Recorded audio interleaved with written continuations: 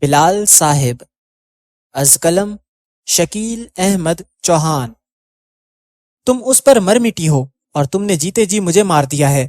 آخر میں تمہاری ماں ہوں، کیا میرا اتنا بھی حق نہیں تھا کہ تم ایک بار مجھ سے پوچھ لیتی؟ تم نے اتنا بڑا فیصلہ اکیلے ہی کر لیا۔ مجھے تو تم پر مان تھا میری جان، مگر تمہیں شادی کرنی تھی۔ تم مجھے بتاتی۔ اس شہر کے اچھے سے اچھے خاندانوں کے رشتے تمہاری ایک ہاں کے منتظر تھے۔ میں تمہاری شادی ایسی دھوم دھام سے کرتی کہ دنیا دیکھتی۔ اف تمہارا انتخاب، ہمارے ٹکڑوں پر پلنے والا فقرہ، اس سے نکاح کر رہی ہو، وہ بھی مسجد میں، اور وہ ولیمہ میں کھجور اور دودھ دے گا۔ ہے نا جہالت کی انتہا؟ ناہید نے رو رو کر ایک طوفان برپا کیا ہوا تھا اپنے بیڈ روم میں۔ نوشی اور شعیب خاموش بیٹھے ہوئے تھے اس کے سامنے۔ شعیب اٹھا اور اپنی ماں کو سنبھالا۔ چھوڑے ماما، اس پر کوئی اثر نہیں ہوگا آپ کی باتوں کا۔ اسے بلال نے تعویذ پلا دیے ہیں اس بڈھے موچی سے لا کر۔ ٹھیک کہتے ہو تم، بت بنی بیٹھی ہے۔ ماں کے آنسو بھی نظر نہیں آتے اس کو۔ ناہید نے مگرمچھ کے آنسو بہاتے ہوئے ایک بار پھر کہا، نوشی کی طرف دیکھ کر۔ نوشی اٹھی اور اپنی ماں کے گلے لگ گئی۔ سوری ماما، آپ ٹھیک کہتی ہو، مجھ سے بہت بڑی غلطی ہو گئی، پلیز آپ مجھے معاف کر دو۔ سوری، آئندہ ہر کام آپ سے پوچھ کر کروں گی، پلیز ماما معاف کر دیں۔ چلو ٹھیک ہے، مجھے چھوڑو تو صحیح۔ ناہید نے اپنے ساتھ چمٹی نوشی کو پیچھے ہٹایا۔ بیٹھ جاؤ میرے پاس۔ فوراً ہی ناہید کے آنسو خشک ہو گئے تھے۔ ماما، آپ کو ضرور کوئی غلط فہمی ہے بلال کے متعلق۔ وہ تو بہت اچھا ہے اور مجھ سے محبت بھی بہت کرتا ہے، نوشی بولی ناہید کی طرف دیکھ کر۔ محبت اور تم سے؟ یہ تمہاری بھول ہے۔ محبت تو اسے ہے مگر تم سے نہیں۔ وہ تمہاری دولت سے محبت کرتا ہے۔ اگر تم سے محبت ہوتی اس کو تو وہ تمہاری مرضی سے شادی کرتا۔ ساری شرطیں تو اس نے اپنی رکھی ہیں۔ نکاح مسجد میں، ولیمہ وہ کر نہیں رہا۔ بھلا یہ بھی کوئی ولیمہ ہوا؟ کھجوریں اور دودھ؟ حق مہر وہ شرعی رکھے گا۔ ان سب باتوں میں تو تمہاری محبت کہیں نظر نہیں آتی۔ ناہید نے اپنے دل کی ساری باتیں نوشی سے کہہ دی۔ میں تو تب مانوں گی کہ وہ تم سے محبت کرتا ہے جب وہ تمہاری شرطوں پر شادی کے لیے تیار ہوگا۔ ناہید نے نئی چال چل دی۔ کیسی شرطیں ماما؟ نوشی نے حیرت سے پوچھا۔ یہی کہ نکاح مسجد میں نہیں ہوگا اور وہ ولیمہ کرے گا کسی بڑے ہوٹل میں، ہمارے سٹیٹس کے عین مطابق، اور حق مہر میں وہ پلاٹ لکھے گا جو اس نے ابھی ابھی خریدا ہے۔ مگر ماما، اس نے مجھ سے پوچھ کر فیصلہ کیا تھا، نوشی نے پریشانی سے جواب دیا۔ ٹھیک ہے، مجھے بھی تو پتا چلے کہ وہ تم سے کتنی محبت کرتا ہے۔ شعیب تم دیکھ لینا، اس نے صرف محبت کے دعوے ہی کیے ہیں نوشی کے ساتھ، بس خالی اظہار محبت، ثبوت کوئی نہیں دیا محبت کا۔ ناہید شعیب کی طرف دیکھ کر بولی، ایک آنکھ کا ابرو چڑھاتے ہوئے اوپر کو۔ ماما، نہ تو اس نے کبھی اپنی محبت کا اظہار کیا ہے میرے ساتھ اور نہ ہی کبھی کوئی دعوے کیے ہیں۔ نوشی سادگی سے بولی، سن لو شعیب، اور یہ مری جا رہی ہے اس کی محبت میں۔ نوشی، میری ایک بات یاد رکھنا، اس کی زندگی میں کوئی اور لڑکی ہے، یہ میں بہت جلد ثابت کر دوں گی، اور وہ ایک بد کردار لڑکا ہے، میری بات یاد رکھنا۔ ناہید نے شک کا بیج پھر سے بو دیا مکاری سے۔ رات کے 12 بج رہے تھے جب وہ اپنے کمرے میں واپس لوٹی اور اس کے کانوں میں اپنی ماں کے الفاظ گونج رہے تھے کہ وہ بد کردار ہے اور اس کی زندگی میں کوئی اور لڑکی بھی ہے۔ توشی مزے سے سو رہی تھی۔ وہ ٹیرس پر گئی، بلال کی روم کی لائٹیں آف تھیں۔ وہ آ کے توشی کے پہلو میں لیٹ گئی۔ وہ بد کردار ہے اور اس کی زندگی میں کوئی اور لڑکی ہے، اب بھی اس کے کانوں میں آواز آ رہی تھی۔ عظمی کے علاوہ بھی کوئی اور ہے؟ اس نے خود سے سوال کیا، آہستہ سے منہ میں۔ نوشی اپنے بیڈ پر سیدھی لیٹی ہوئی تھی، شک اور شکر کے بیچ بحث جاری تھی۔ بلال فجر کی نماز پڑھ کر مسجد سے لوٹا تو اس کا موبائل مسلسل صدا لگا رہا تھا کہ کوئی بات کرنا چاہتا ہے تم سے۔ جی اقبال بھائی، بلال کال ریسیو کرنے کے بعد بولا تھا۔ دوسری طرف سے اقبال کے رونے کی آواز بلال کے کانوں میں پڑی۔ رونے کے ساتھ ساتھ اقبال کے منہ سے صرف ایک جملہ نکلا اور کال کٹ گئی۔ اقبال کا ایک جملہ سننے کے بعد وہ کچھ اور سننے کا متحمل نہیں تھا، اس لیے اس نے اقبال کو دوبارہ کال نہیں کی۔ بلال نے ایک اٹل حقیقت سنی تھی جس سے اس کا سینہ چھلنی چھلنی ہو گیا تھا۔ بلال ذہنی خلفشار میں مبتلا تھا جس کی وجہ سے آنسو ابل ابل کر باہر آتے مگر پلکوں پر آ کر جم جاتے۔ بلال جمے ہوئے آنسوؤں کے ساتھ اپنے کمرے سے نکلا، اسی لباس میں جو اس نے پہنا ہوا تھا، سفید شلوار قمیض، اوپر کالی گرم چادر، پاؤں میں بابا جمعہ کے ہاتھ کی بنی ہوئی کالی چمڑے کی پشاوری چپل۔ وہ گاڑی میں بیٹھا اور گھر سے نکل گیا۔ بابا جمعہ کے گھر کے باہر لوگوں کا ہجوم تھا، تنگ گلی، اوپر سے ہجوم۔ دھند نے اپنی چادر سے لاہور شہر کو ڈھانپا ہوا تھا اور کماہا گاؤں کا یہ محلہ غم میں ڈوبا ہوا تھا۔ بڑی مشکل سے بلال گھر کے اندر داخل ہو پایا۔ صحن میں چلتے ہوئے بلال کے قدم ایسے لڑکھڑا رہے تھے جیسے کٹی ہوئی پتنگ ہو جس پتنگ کا اڑانے والا زندگی کی ڈور توڑ دے اور وہ پتنگ بے یار و مددگار ہوا کے رحم و کرم پر ہو، یہاں گری کہ وہاں گری، کہیں بجلی کی تاریں اور کہیں کانٹوں والے درخت، یا پھر کسی کی چھت، کہیں گندا نالا، کہیں ڈنڈے پر خاردار تار لپیٹے ہوئے خانہ بدوش جو کٹی ہوئی پتنگ پر ایسے ٹوٹ پڑتے ہیں جیسے جنگلی بھیڑیا اپنے شکار پر۔ اس سے پہلے یہ پتنگ کہیں اور گرتی، اقبال نے بڑھ کر اسے تھام لیا اپنے مضبوط بازوؤں میں۔ بلال بھائی، بابا جی چلے گئے ہمیں چھوڑ کر، اقبال نے زور سے آواز لگائی بلال کے ساتھ لپٹتے ہوئے۔ یہ ایسے ہی تھا کہ دو گرتی ہوئی دیواریں ایک دوسرے کے ساتھ ٹیک لگا کر کھڑی ہو جائیں تھوڑی دیر کے لیے۔ اتنے میں عادل عقیل آ کر ان دونوں کے ساتھ لپٹ جاتا ہے۔ عادل عقیل سب سے آخر میں گیا تھا اور سب کے بعد آیا تھا۔ وہ بلک بلک کر رو رہا تھا نوزائیدہ بچے کی طرح، اور اقبال دھاڑے مار مار کر رو رہا تھا۔ بلال کی آنکھیں پترائی ہوئی تھیں۔ بلال نے ان دونوں کو سنبھالا، انہیں دلاسا دیا۔ محمد طفیل اور بریگیڈیئر امان اللہ بھی موجود تھے، جو کہ بابا جمعہ کے پرانے عقیدت مند تھے۔ گھر اور گھر کے باہر جتنے لوگ تھے سب کی آنکھیں نم تھیں۔ آپ سب رونا بند کریں اور میری بات سنیں۔ میں نے بابا جی کی بہنوں کو خبر دے دی تھی اور ان کی ٹکٹوں کا بندوبست بھی کر دیا ہے۔ بابا جی کی بہنیں اور ان کے بہنوئی 1 بجے تک پہنچ جائیں گے۔ بریگیڈیئر امان اللہ مخاطب تھے بابا جمعہ کے چاہنے والوں سے۔ بریگیڈیئر امان اللہ نے بابا جمعہ کا کمرہ خالی کروا لیا تھا جس میں ان کا جسد خاکی پڑا ہوا تھا۔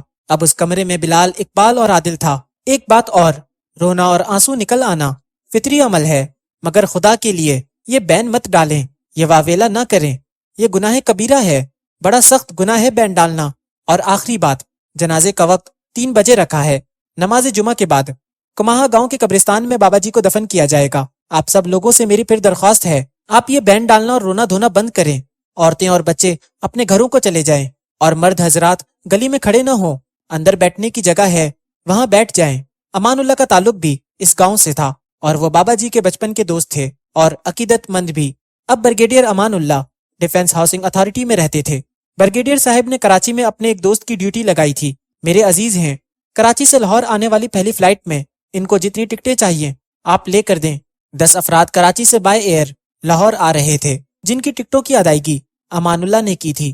اس کے علاوہ کفن دفن کا سارا خرچہ بھی بریگیڈیئر امان اللہ نے اٹھایا تھا۔ بابا جمعہ کو غسل دینے سے پہلے جب امان اللہ کمرے میں آئے تو صرف 5 افراد تھے کمرے میں، بریگیڈیئر امان اللہ، محمد طفیل، محمد اقبال، عادل عقیل اور بلال احمد۔ عادل عقیل نے ایک خط امان اللہ کو تھمایا جو خاکی لفافے میں بند تھا۔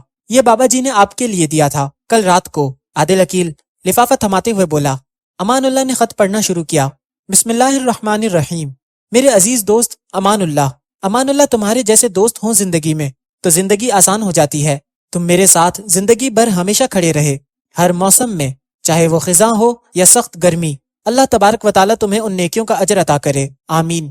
مجھے پتا ہے میرے مرنے کے بعد تم کسی کو بھی 1 روپیہ خرچ کرنے نہیں دو گے، اس لیے میں 2 لاکھ روپے چھوڑ کر جا رہا ہوں۔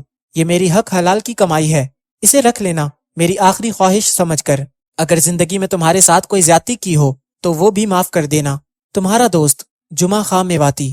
عادل عقیل نے ایک پیکٹ بریگیڈیئر امان اللہ کو تھما دیا جس کے اندر لاکھ لاکھ کی 2 کاپیاں تھیں، ہزار ہزار کے نوٹوں کی۔ بریگیڈیئر امان اللہ نے اپنے گرتے ہوئے آنسوؤں کو رومال سے صاف کیا اور بولے، غسل دے دیں بریگیڈیئر صاحب، ایک خط اور ہے بلال کے نام۔